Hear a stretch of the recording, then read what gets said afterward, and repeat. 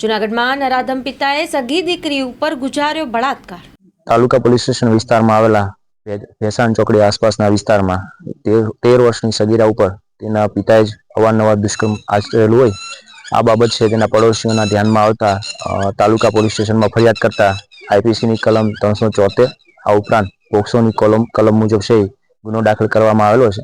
હાલ આરોપીની ધરપકડ કરવામાં આવેલી છે। જે આરોપી છે તેની ઉંમર 60 વર્ષ છે અને તેને કુલ 5 સંતાનો છે। તે પૈકી અન્ય 3 સંતાનો મોટી ઉંમરના હોય, જ્યારે બાકીના જે બાળકો છે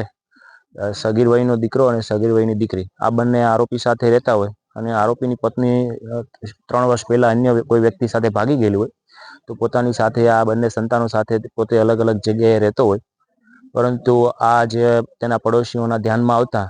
તેમને છે એ પોલીસ સ્ટેશન જાણ કરેલી અને આ પડોશીઓના ધ્યાનમાં જ્યારે અન્ય કોઈ વ્યક્તિ એમને કહેવા ગયેલી કે બહાર દીપડાનો ત્રાસ છે તો આ બહાર કોણ સૂતું છે, આ સમયે આ સમગ્ર હકીકત ધ્યાને આવેલી કે આ જે આરોપી છે પોતાની સગીર વયની દીકરી સાથે દુષ્કર્મ આચરેલ અને આ જે સગીર વયની દીકરી છે તેમણે પણ હકીકત જણાવેલી